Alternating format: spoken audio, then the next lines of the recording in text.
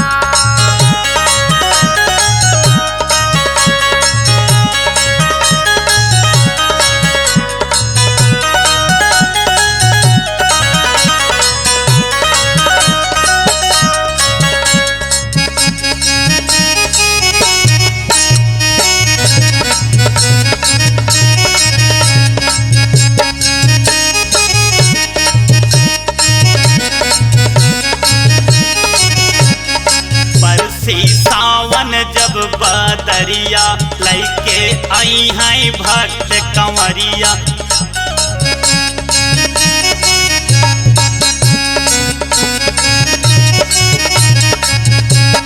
बरसी सावन जब बदरिया लैके आई हैं भक्त कंवरिया।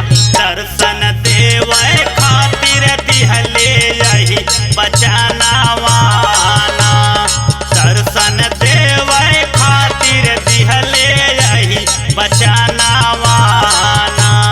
कुछ दिन छोड़े परी है कैलाश के रहना वाना, कुछ दिन छोड़े परी है कैलाश के रहना वाना।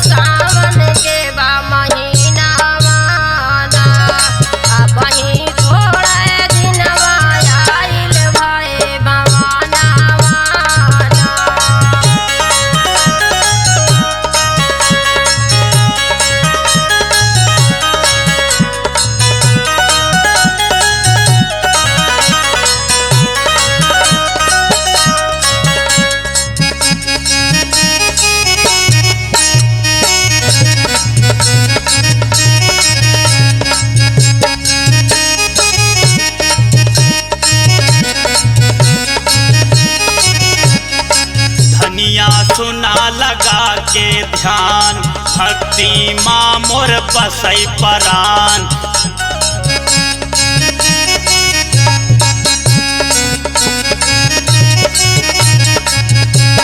धनिया सुना लगा के ध्यान, भक्ति माँ मोर बसई परान।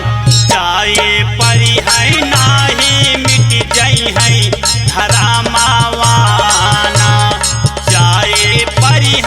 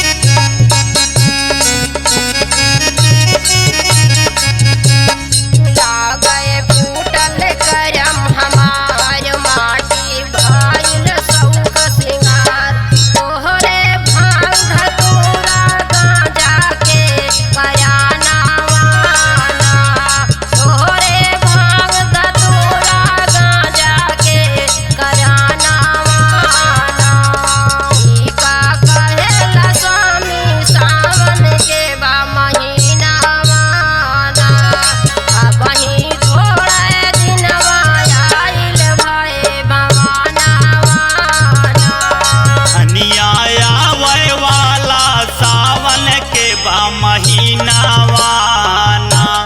कुछ दिन छोड़े परी है कैलाश के रहाना।